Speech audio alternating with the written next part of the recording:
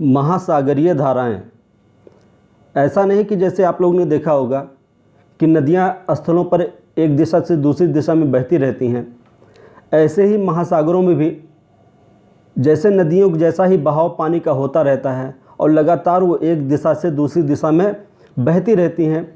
यही नदियाँ ये शीतल भी होती हैं और गर्म भी होती हैं, यही महासागरीय धाराओं का निर्माण करती हैं।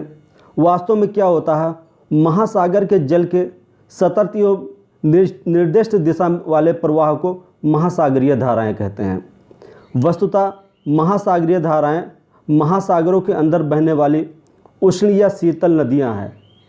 प्रायः यह भ्रांति है कि महासागरों में जल स्थिर रहता है, किंतु वास्तव में ऐसा नहीं है।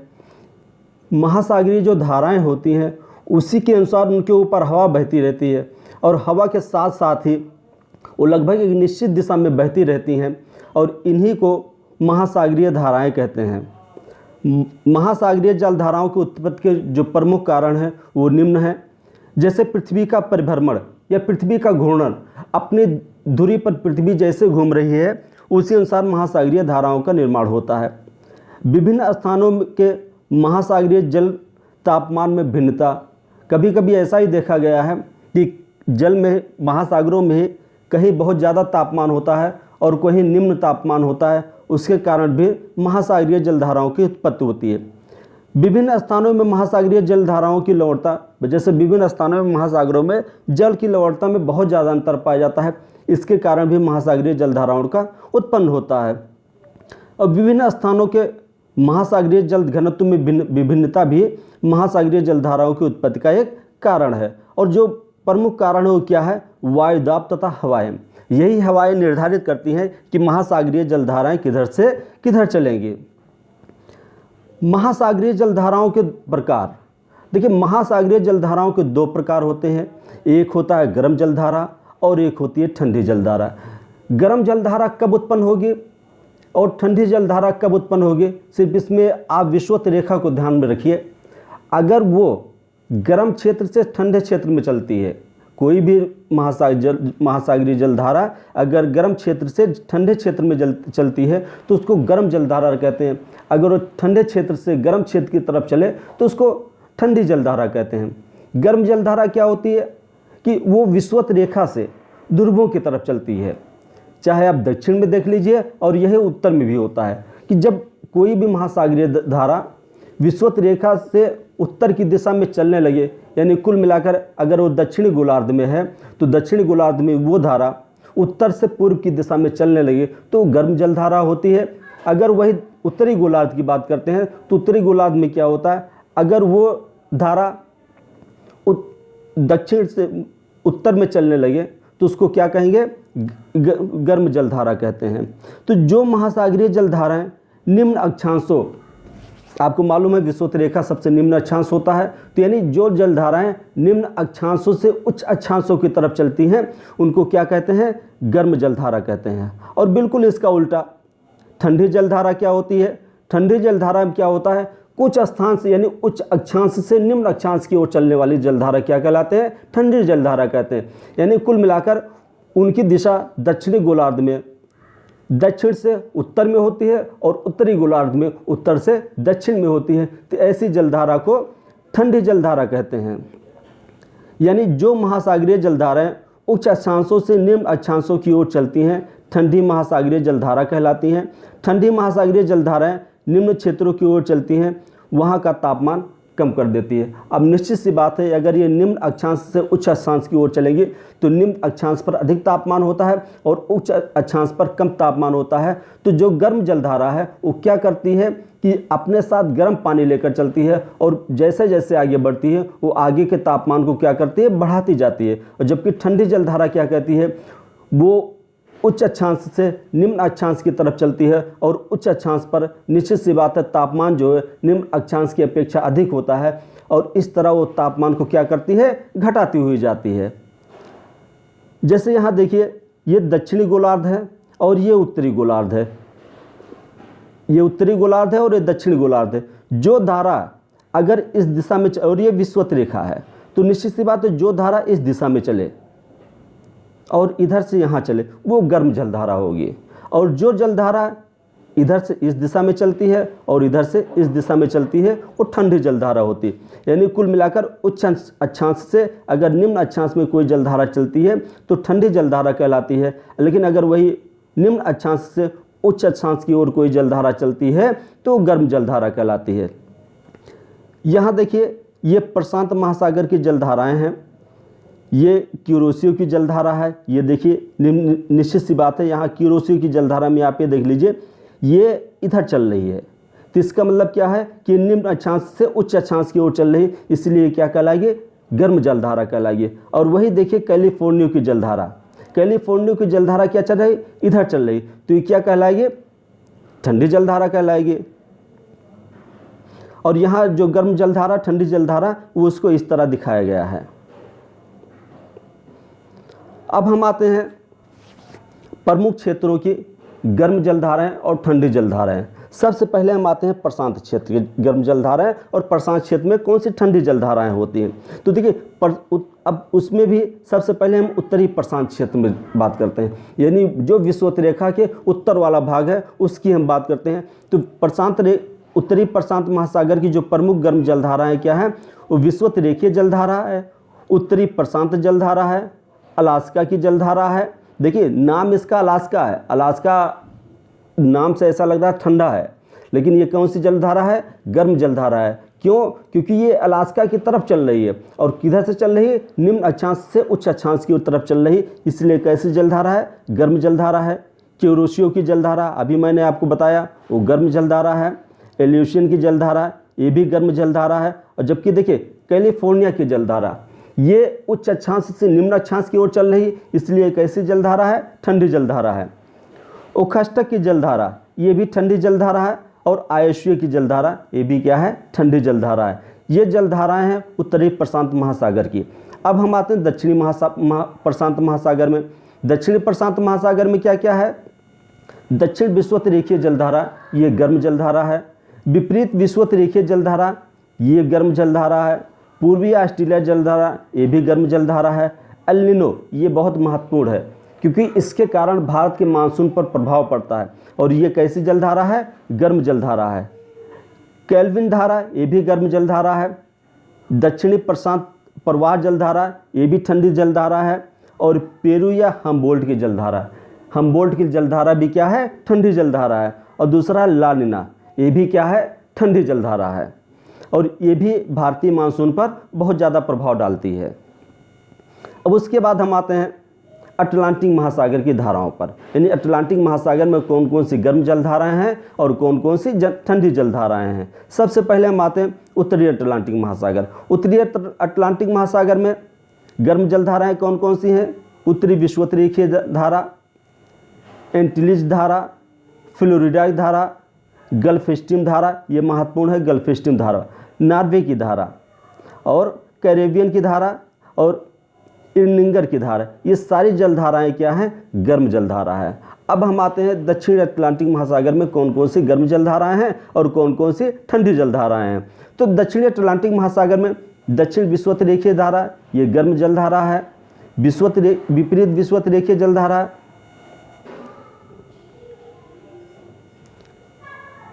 ये भी गर्म जलधारा है।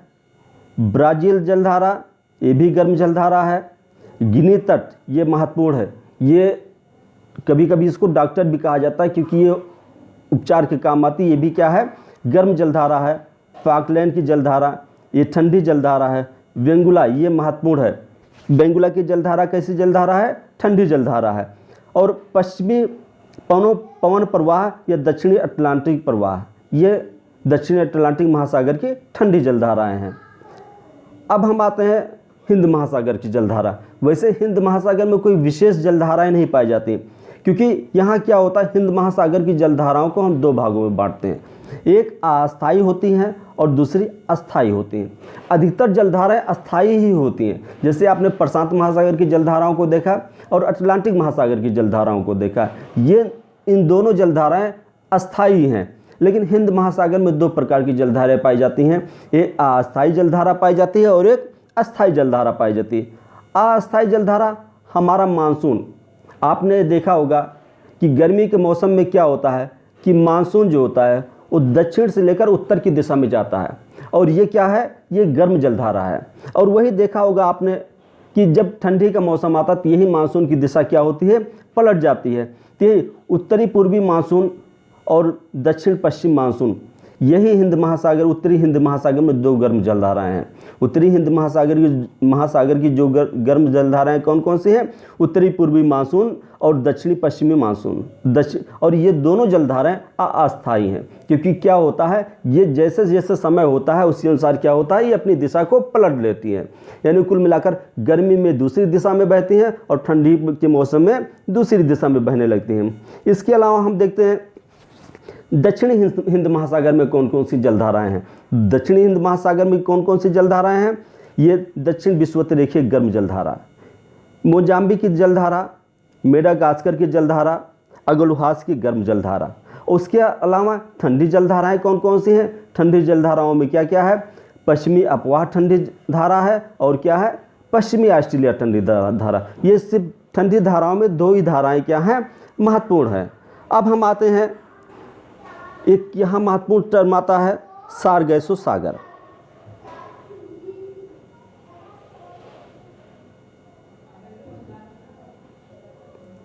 सारगैसो सागर क्या होता है, इसको जानना बहुत महत्वपूर्ण होता है। इसमें ये होता है, ये एक प्रकार की घास है। यहाँ क्या है कि ये उत्तरी अटलांटिक महासागर में पाया जाता है। ये कहाँ पाया जाता है, उत्तरी अटलांटिक महासागर में।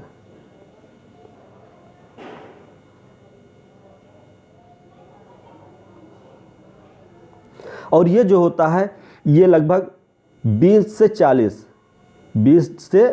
40 उत्तरी अक्षांश यानी नॉर्थ में, और 35 से 75 ये पश्चिमी देशांतरों के मध्य पाया जाता है। इसमें क्या होता है कि एक अटलांटिक महासागर के बीच में एक ऐसा क्षेत्र है जहाँ कोई जलधारा नहीं पाई जाती है, और यहाँ का जो पानी है वो स्थिर रहता है।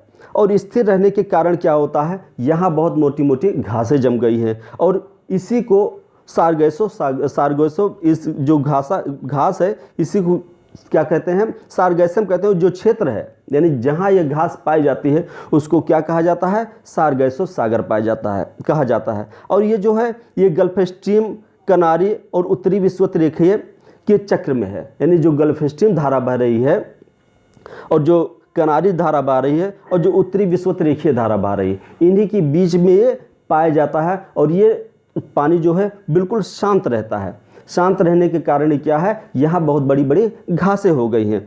और इसका जो क्षेत्रफल है ये लगभग 11,000 वर्ग किलोमीटर तक है। देखिए, और सारगैसो सागर को सर्वप्रथम किसने खोजा था, सारगैसो सागर को सर्वप्रथम स्पेन के नागरिकों ने खोजा था। सारगैसो सागर को महासागरीय मरुस्थल के रूप में भी जाना जाता है। क्यों जाना जाता है, क्योंकि यहाँ क्या है, घास होने के कारण मछलियाँ भी बहुत कम पैदा होती हैं, और इसी कारण क्या कहा जाता है, इसको महासागरीय मरुस्थल भी कहा जाता है। अब यहाँ क्या होता है, कभी कभी कई जगहें ऐसी होती हैं कि एक तरफ से गर्म जलधारा आ रही है और एक तरफ से ठंडी जलधारा आ रही है, और जब ये दोनों जलधाराएं मिल जाती हैं तो जो यहाँ क्षेत्र जहाँ गर्म जलधारा और ठंडी जलधारा आपस में मिल जाती है, ये एक ऐसा क्षेत्र बन जाता है जहाँ एक प्लैंकटन नाम की एक घास उगाती है। और ये घास क्या होती है, प्लैंकटन जो होता है ये मछलियों का भोजन होता है, और ऐसे स्थानों पर मछलियाँ बहुत ज़्यादा पाई जाती हैं। और यहाँ बहुत बड़े बड़े बैंक भी बन गए हैं। बैंक वो बैंक नहीं है जिसमें पैसा जमा होते हैं, वो बैंक होते हैं जहाँ मछलियों को बहुत ज़्यादा पकड़ा जाता है।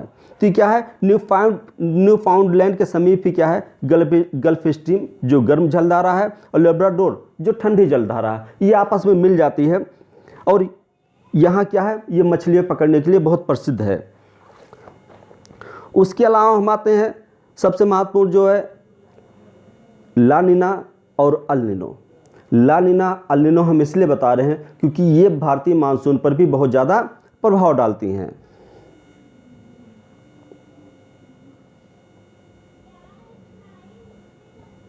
अल नीनो और ला नीना,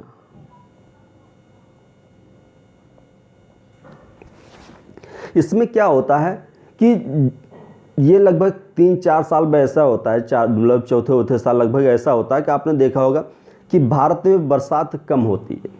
भारत में बरसात होने का सबसे प्रमुख कारण ये भी रहता है कि जो अल नीनो धारा है ये बहुत सशक्त हो जाती है, क्योंकि ये गर्म जलधारा है, जिसके कारण क्या है कि उस क्षेत्र में निम्न वायुदाब पैदा हो जाता है और वो निम्न वायुदाब हिंद महासागर में बहने वाली मानसूनों को अपनी तरफ खींच लेता है और वो मानसून भारत में ना वर्षा करके वो आगे बढ़ जाती हैं, और जिसके कारण क्या होता है, भारत में सूखा पड़ता है। और वही जब ला नीना स्ट्रांग हो जाती है, ला नीना स्ट्रांग होने के कारण क्या होता है कि वहाँ निम्न वायुदाब क्षेत्र बन जाता है, और जब निम्न वायुदाब क्षेत्र बन जाता है तो वो मानसून को अपनी तरफ न खींचकर भारत की तरफ और ज़्यादा ढकेल देता है, और उस समय भारत में क्या होता है, बहुत ज़्यादा वर्षा होती है और कभी कभी क्या होता है, बाढ़ भी आ जाती है। ऐसे ही आपने देखा होगा क्यूरोशियो आयोशियो। क्यूरोशियो जो है गर्म जलधारा है, आयोशियो ठंडी जलधारा है, और ये जापान के तट के पास मिलती हैं, और मिलने के कारण वहाँ प्लैंकटन नाम की घास पैदा हो जाती है, और जिसके कारण वहाँ मछलियों को पकड़ने के लिए बहुत बड़े बड़े बैंक बन गए हैं। महासागरीय धाराओं में बस इतना ही। धन्यवाद।